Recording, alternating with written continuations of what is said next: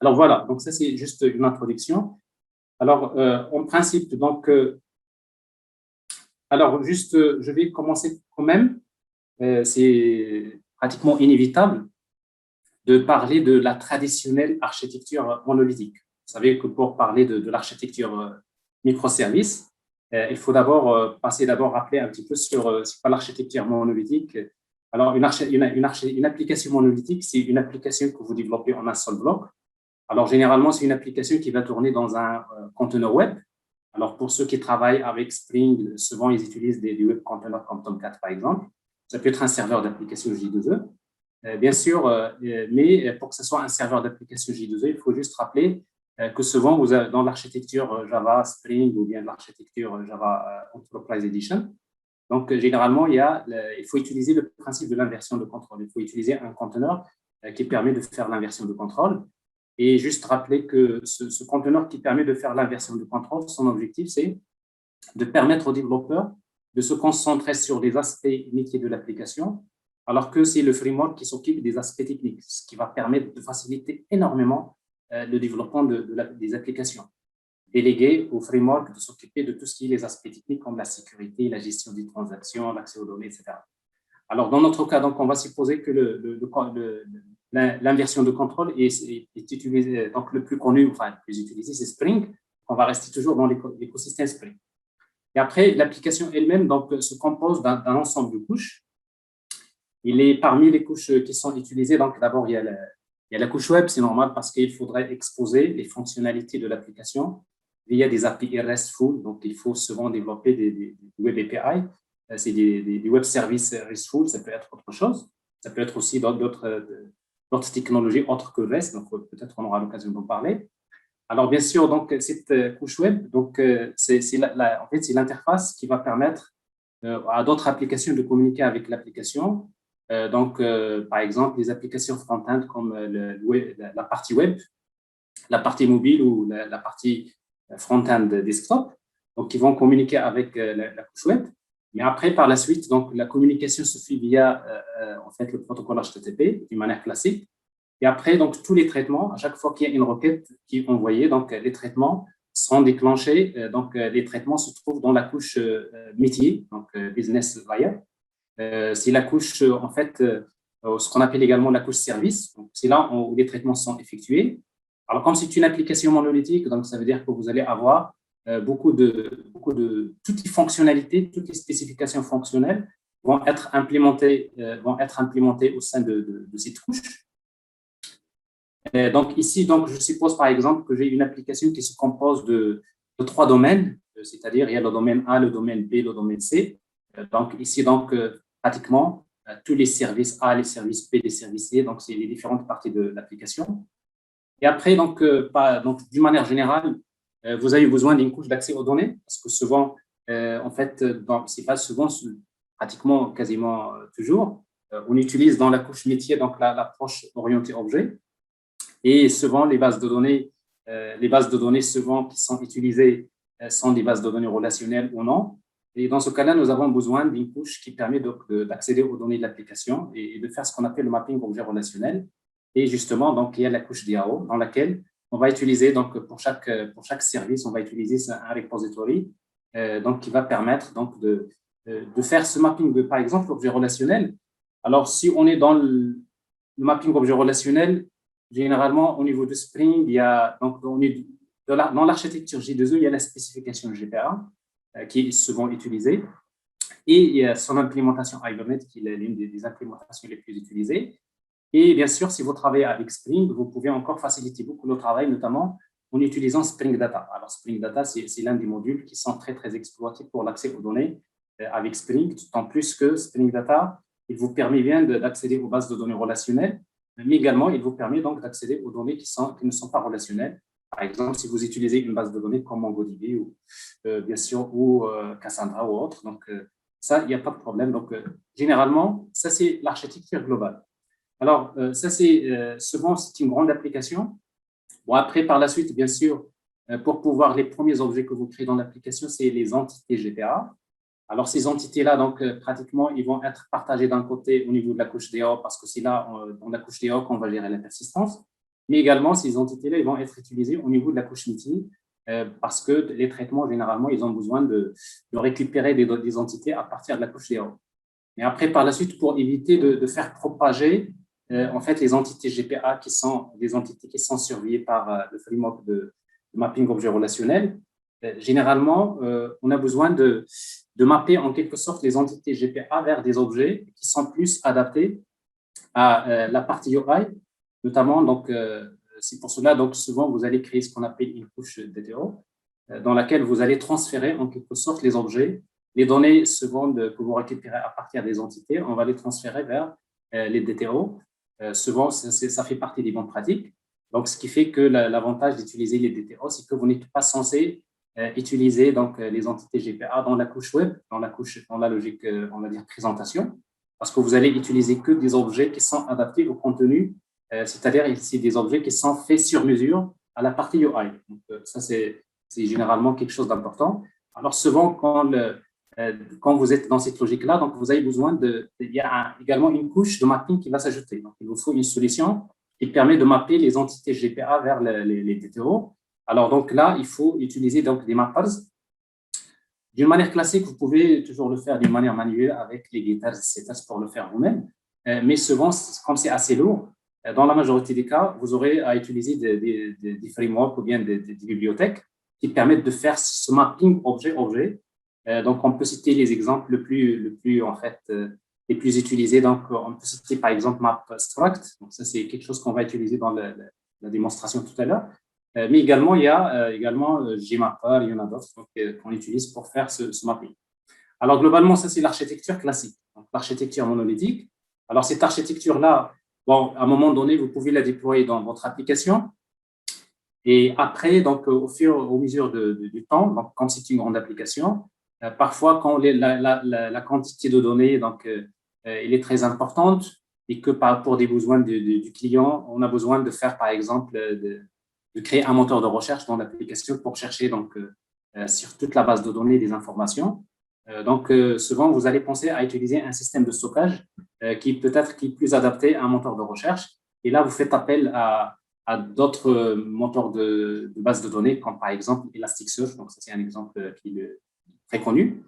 Et dans ce cas-là, quand vous avez donc une partie de votre application pour la recherche, vous utilisez une autre base de données comme Elasticsearch. Donc, forcément, vous aurez une problématique à résoudre, notamment comment faire la synchronisation entre cette base de données et bien sûr le moteur de recherche ou bien la base du moteur de recherche. Donc, ça, c'est l'une des contraintes qui vont s'ajouter. Et vite fait, donc, vous allez apercevoir que finalement, c'est presque inévitable de ne pas utiliser, c'est inévitable de ne pas utiliser donc un bus d'événements, c'est-à-dire utiliser un broker. C'est là où vous aurez besoin de faire appel à des brokers comme par exemple RabbitMQ, ActiveMQ, Kafka. Et donc, c'est des brokers qui sont souvent utilisés dans les architectures. C'est pour permettre à votre application de publier des événements sur un bus d'événements. Et bien sûr, donc, ces événements-là, ils vont être écoutés par ce qu'on appelle des event handlers, des écouteurs d'événements. Et donc, à chaque fois que vous publiez un événement sur un broker, sur par exemple un topic Kafka, par exemple, et bien tout simplement, on peut utiliser des handlers qui permettent d'envoyer des emails, par exemple, aux utilisateurs, ou encore envoyer des informations à la banque, ou encore faire des data analytics, etc. etc. Donc, globalement, donc, vous commencez à avoir une architecture qui est moderne, qui est assez grande. Et après, donc, vous allez également, à un moment donné, donc, au fur et à mesure, donc, peut-être vous allez constater que l'application devient trop lourde, c'est-à-dire il devient, en termes de performance, vous constatez que quand vous avez la charge, quand vous avez beaucoup d'utilisateurs qui utilisent votre application, vous allez constater qu'il y a des problèmes de performance. Et quand il y a des problèmes de performance, et c'est là où vous allez commencer vraiment à se dire, c'est quoi la solution? Alors peut-être vous allez commencer à dire, il faut optimiser, on va utiliser un cache, donc pour pouvoir, c'est-à-dire pour ne pas obliger l'application à chercher toujours la couche service pour chercher des données et les chercher directement dans le cache. Ça, c'est des solutions qui peuvent être consommées. Mais quand vous êtes dans cette direction-là, vous allez toujours retrouver le problème des performances qui va s'imposer. Et dès que vous allez avoir des problèmes de performance, la solution, vous la connaissez, c'est il faut aller vers la scalabilité horizontale. C'est-à-dire, vous dites, mon application, je dois la démarrer en plusieurs instances. Or, vous avez une grande application. Donc, vous allez démarrer une grande application en plusieurs instances. Et donc, forcément, et vous allez commencer à vous poser la question, est-ce que le problème de montée en charge, ça concerne toutes les fonctionnalités? Alors, généralement, le problème de montée en charge, ça concerne uniquement quelques fonctionnalités de l'application. C'est-à-dire, généralement, il n'y a que quelques fonctionnalités qui sont plus sollicitées que d'autres. Et après, avec une architecture monolithique, vous allez vous retrouver, être obligé de démarrer l'application en plusieurs instances. Alors, ce qui fait que vous allez tout simplement conclure que vous allez migrer vers une architecture distribuée et particulièrement l'architecture microservice. Après, donc, on va citer juste quelques inconvénients majeurs des architectures monolithiques. Donc, on peut citer principalement, donc on peut citer bien sûr le problème de performance, ça c'est le grand problème, qui oblige généralement les développeurs à migrer vers une architecture microservice. La mise en production, ça prend beaucoup de temps. C'est des applications qui sont souvent difficiles à maintenir, difficiles à tester. Et souvent, ça vous oblige d'utiliser une seule technologie pour développer la totalité de l'application, etc. Donc, tout ça, c'est des inconvénients, donc je ne vais pas rester. Alors, après, vous allez tout simplement dire, on va aller vers l'architecture microservice.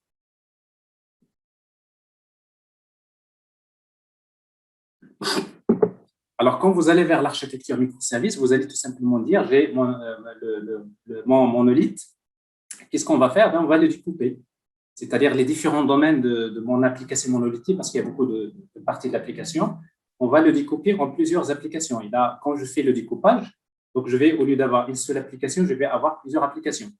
Donc, je vais avoir d'abord un microservice dans lequel je vais implémenter que le domaine A. Vous implémentez un autre microservice, une autre application indépendante dans laquelle vous implémentez le domaine B et un autre microservice dans lequel vous implémentez donc le domaine C. Alors là, ce sont des applications complètement indépendantes. C'est des petites applications. Alors, quand vous êtes dans des petites applications, ça veut dire qu'ils sont faciles à développer parce qu'ils sont d'abord petites, faciles à tester et faciles à déployer. Alors, et du coup, donc, et en même temps, vous n'êtes pas obligé de travailler avec la même technologie. Chaque microservice peut être développé avec une technologie différente, mais également avec des équipes qui sont différentes, c'est-à-dire des équipes qui sont indépendantes. Ça, c'est, vous commencez à tirer les avantages de ça. Mais après, quand vous partez sur cette logique-là, vous allez commencer il y a des challenges qu'il faudrait relever. D'abord, il vous faut d'abord mettre en place une solution, une gateway. Donc, si vous travaillez avec un framework comme Spring Cloud, donc ça, c'est quelque chose de simple à faire. Alors, la gateway, bien sûr, c'est un service qui va permettre d'accéder à l'ensemble des fonctionnalités de l'application. Ça veut dire, finalement, la partie UI, elle va communiquer toujours avec la gateway. Et après, la gateway, c'est elle qui va dispatcher, qui va acheminer les requêtes vers les bons microservices. Et après, par la suite, vous aurez besoin forcément c'est-à-dire quand vous êtes dans une architecture où il y a beaucoup de microservices, donc vous avez besoin de retrouver les microservices, de savoir dans quelle machine se trouve le microservice. Et dans ce cas-là, il faudrait donner un nom à chaque microservice.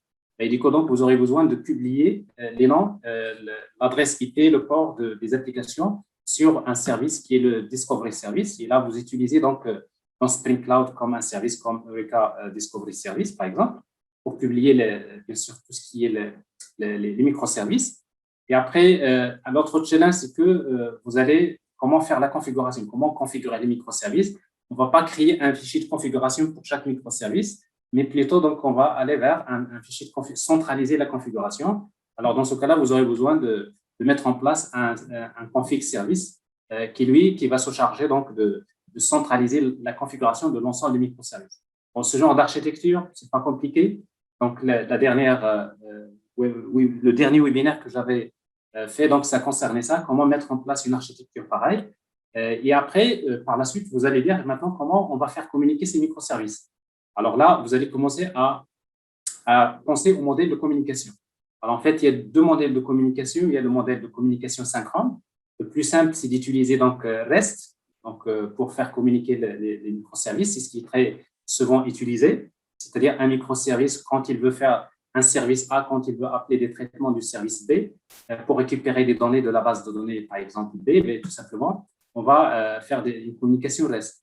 Là, avec Spring encore, il va vous proposer des solutions qui sont très simples, comme OpenFINE, comme REST Template, que vous utilisez souvent pour faire la communication entre les microservices.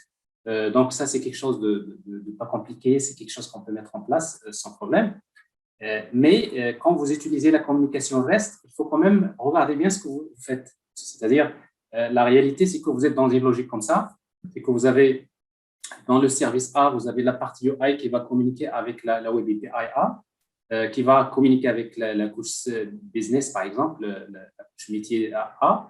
Et après, la couche métier A va communiquer, il a besoin de faire appel à des traitements dans le service B. Et là, on va utiliser OpenFINE pour faire cette communication REST, comme c'est une communication synchrone, c'est-à-dire c'est une communication généralement qui est bloquante.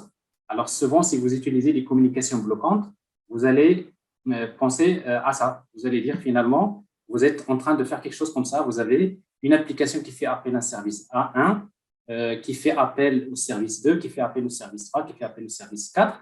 Et comme c'est des communications synchrones, bon, ça veut dire que finalement, vous avez un pipeline d'appel REST. Et ça, c'est un peu l'inconvénient. C'est quoi? C'est la latence de communication. Parce que ça, si vous avez une latence réseau, une communication réseau, donc ça veut dire si vous avez des performances dans un microservice quelconque, là, ça va tout simplement impacter négativement les performances des autres microservices parce que donc c'est une communication synchrone.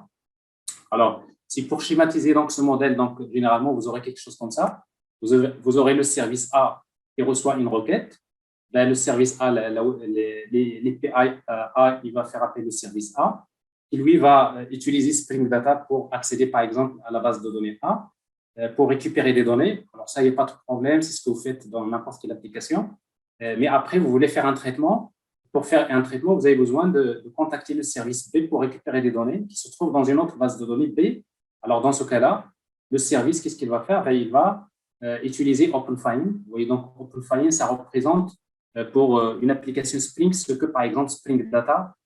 Donc, Spring Data, il vous permet d'accéder à une base de données, bien sûr, de l'application. OpenFINE, lui, qu'est-ce qu'il va faire? Il va vous permettre la même chose d'accéder aux données, sauf que l'accès se fait via REST. C'est-à-dire, il va envoyer une requête HTTP vers un autre microservice. Lui-même, il va faire ce travail. Il va accéder à la base de données, il récupère les données. Et quand il récupère les données, ben, il va les retourner vers l'application, le service A. Quand il va les retourner, donc le service A va prendre ces données, il va agréger les données et après, il va retourner le résultat. Là, il n'y a pas de problème, ça marche. Quelque chose que j'ai déjà montré dans la démo de la dernière fois.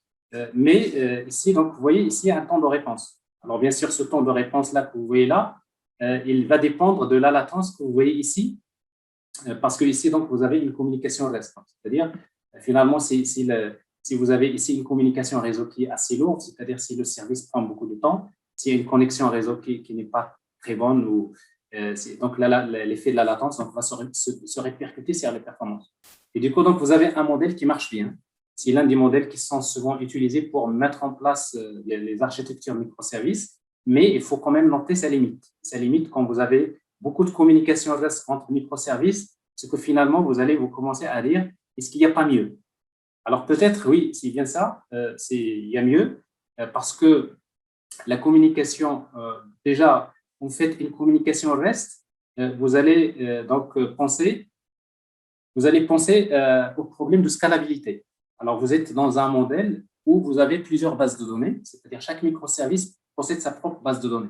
Bon, alors ça, c'est a priori, ça c'est un modèle qui marche bien. Avec ça, avec REST, vous pouvez toujours faire communiquer les services. Mais après, vous aurez à dire, bon, les microservices sont faits pour résoudre le problème de montée en charge. Et quand il y a un problème de montée en charge dans le service C, ben, on a besoin de scaler, c'est-à-dire le service C. Donc, c'est-à-dire, vous démarrez le service C en 2 instances. Donc, ici, donc, vous allez démarrer, soi-disant, un cluster d'instances de C. C'est pour répartir la charge entre les instances. Et après, sans oublier que vous avez la base de données. La base de données, ici, c'est une base de données qui va être, c'est-à-dire distribuée, c'est-à-dire la même base de données sera déployée dans 2 machines différentes pour le même service. Et là, vous allez avoir le premier problème, c'est comment synchroniser ces données-là. Alors, quand cette instance-là enregistre des données dans cette base de données, dans cette instance de base de données, comment faire que l'autre microservice également met à jour cette base de données? Alors, quand vous aurez ce problème-là, vous allez commencer à frotter votre tête. Vous allez dire, alors, comment on va faire ça? Et c'est là, vous allez dire, tiens, il y a les brokers qui sont faits pour ça. Et du coup, donc, c'est-à-dire, la communication asynchrone va s'imposer pour résoudre ce problème. Et du coup, donc, vous allez dire, tiens, alors pour la synchronisation, il n'y a pas de problème. On va mettre en place un bus d'événements, notamment comme RabbitMQ, Kafka ou ActiveMQ. Et après, par exemple, le service, quand il veut mettre à jour les données de la base, il n'a qu'à publier un message sur c'est-à-dire sur un topic, c'est-à-dire une file d'attente du broker. Et automatiquement, l'autre microservice va écouter ces événements. Dès qu'il y a un message qui est publié, il reçoit l'événement et il met à jour également sa base de données. C'est-à-dire, avec l'échange de messages via un broker, on peut résoudre ce problème de synchronisation entre les bases de données. Alors, du coup, donc, ça, vous trouverez une solution pour ça. Mais après, quand vous êtes dans cette logique, ça marche. C'est que vous avez une architecture qui est parfaite, elle est scalable, vous pouvez scaler comme vous voulez, vous distribuez vos applications comme vous voulez. Donc là, il n'y a pas de souci. Alors, sauf que le problème que vous allez avoir, c'est que le client, il va vous dire, mais pour les bases de données. Alors, si vous lui dites, dans l'architecture, il y a 20 bases de données qui sont distribuées, là, il va vous dire, mais non, le client, généralement, il va exiger souvent que toutes les données soient enregistrées dans une même base de données. Parce qu'en fait, l'équipe data, c'est ce qu'il y a de plus précieux dans une application, c'est les données, c'est la base de données. Donc, le fait d'utiliser beaucoup de bases de données distribuées, c'est bien, mais pour l'entreprise, il faut absolument centraliser toutes les données dans une seule base de données pour pouvoir, parce que ça, c'est avec ces données-là qu'on va faire, c'est-à-dire data analytics, c'est avec ces données qu'on va sécuriser, etc., etc. Donc, et quand vous avez cette contrainte avec le client, alors là, la majorité des gens qui sont dans cette architecture microservice, ils vont dire, mais là, qu'est-ce qu'on va faire? Bien, tout simplement, la majorité, c'est-à-dire souvent, il y a une solution qui vient en tête. C'est de dire, alors, ce problème de synchronisation, eh bien, on va le faciliter, on va carrément supprimer le broker, mais on va dire que tous les microservices vont utiliser la même base de données. C'est-à-dire, vous optez pour une architecture microservice avec single database. Alors ça, c'est une architecture qui répond aux besoins du client parce que vous lui dites de toute façon, toutes les données sont dans la même base de données et tous les microservices vont vont communiquer, c'est-à-dire communiquer avec la même base de données. Bon, il n'y a pas de problème. Alors, sauf que si vous allez vers cette architecture, c'est une architecture simple, mais vous ne savez pas que vous êtes en train de limiter les performances de votre application parce que le fait d'utiliser une single database, donc ça veut dire que vous avez plusieurs applications. Alors, il ne faut pas oublier que si vous travaillez avec Spring Boot, par exemple, je prends le cas de Spring Boot parce que c'est le cas qu'on va implémenter. Quand vous démarrez un microservice avec Spring Boot, il crée un pool de threads, déjà, ici. Un pool de threads, si vous ne le configurez pas, sachez que par défaut, avec Tomcat, c'est 200 threads, c'est-à-dire un pool size, un maximum de 100 threads, c'est-à-dire qui accepte de traiter 200 requêtes en même temps. Mais quand vous travaillez, du moment que vous travaillez avec GPA, donc vous avez un pool de connexion vers la base de données qui est utilisée. Alors, si la même chose, si vous ne le configurez pas, donc vous avez un pool size qui est assez grand, c'est-à-dire vous avez en fait un ensemble de connexions qui sont établies vers la base de données. Et après, donc, vous allez si vous n'avez pas bien configuré le nombre, on va dire, le nombre de connexions actives, c'est-à-dire le nombre minimum de connexions actives. Si vous ne savez pas bien configurer, vous allez retrouver dans la configuration par défaut avec beaucoup de microservices qui utilisent beaucoup de pools de connexions avec beaucoup de connexions vers la base de données. Ça veut dire que votre système de gestion de base de données va gérer beaucoup de connexions avec les microservices. Et après, vous allez peut-être se retrouver, donc si vous n'avez pas bien configuré votre système de gestion de base de données, s'il n'accepte pas toutes ces connexions, vous aurez un problème de service indisponible quand il y a de la charge, par exemple. Ou encore, si vous n'avez pas bien configuré les pools de connexion, vous allez tomber dans des problèmes de out of memory. Pourquoi? Tout simplement parce que vous n'avez pas utilisé le nombre de threads qu'il faut. Donc, vous tombez dans des problèmes typiquement out of memory, des problèmes de aucune connexion n'est disponible. Ou encore, vous avez par exemple le pool de connexion, ou plutôt donc entity manager qui est fermé, des trucs comme ça. Alors, quand il y a vraiment de la pression sur l'application, ce modèle-là, et encore plus les transactions. Alors, quand vous êtes dans des transactions distribuées, donc c'est-à-dire vous avez plusieurs transactions qui sont ouvertes sur la même, c'est-à-dire pour la même base de données. Et là, vous devrez également configurer donc ces transactions comme il faut. Alors, globalement, c'est une architecture, c'est la plus simple qui est à opter, pour laquelle généralement, c'est la plus simple qu'on peut utiliser pour mettre en place. Mais si vous regardez bien, ce n'est pas la bonne solution. Donc, c'est pour cela il faudrait faire un pas en arrière. Vous dites, la petite base de données, ça facilite la vie, mais on va revenir vers le modèle. Déjà, c'est que le fait d'utiliser une seule base de données, ça veut dire que tous les microservices vont chercher dans la même base de données. C'est-à-dire, faites le microservice, lui, il n'a pas besoin de se balader dans une grande quantité de données, mais il a besoin lui-même uniquement d'une partie de données. Donc, c'est-à-dire que vous êtes en train de pénaliser en fait l'architecture microservice. Alors, ce qui fait que l'idéal, c'est de rester dans des bases de données distribuées, c'est-à-dire vous restez donc dans cette logique-là, mais après, vous allez dire quand même, il va falloir, du moment que nous avons un broker, il n'y a pas de problème, on va juste créer un service qui va écouter tous les événements de modification des données, par exemple, et après, ce handler d'événements, on va l'utiliser pour créer une base de données globale. C'est-à-dire, on peut créer un service qui permet de collecter toutes les modifications c'est-à-dire à chaque fois qu'on modifie une donnée dans la base de données, on publie un événement et quand vous avez une application qui permet d'écouter ces événements, il prend ces événements et il construit, il fait une projection, c'est-à-dire il va projeter les données dans une base de données. Et du coup, donc, pour votre client, vous lui dites, il n'y a pas de problème, voilà une base de données qui contient toutes les données, ils sont synchronisés avec l'ensemble des données et tout ça, on peut le faire en utilisant un bus d'événements d'une manière parfaite et sans pénaliser l'architecture de l'application. Alors, sauf que si vous voulez mettre en place cette architecture, là vous allez commencer à dire, vous pouvez utiliser donc une implémentation classique avec Kafka, par exemple, comme broker. Vous pouvez résoudre le problème, vous pouvez le faire, mais ça demande également d'utiliser des bonnes pratiques dans ce mécanisme. Et après, si vous voulez utiliser les bonnes pratiques, donc vous allez sans doute chercher et vous allez trouver, il n'y a pas mieux que d'utiliser donc les deux patterns, savoir CQRS et Event Sourcing.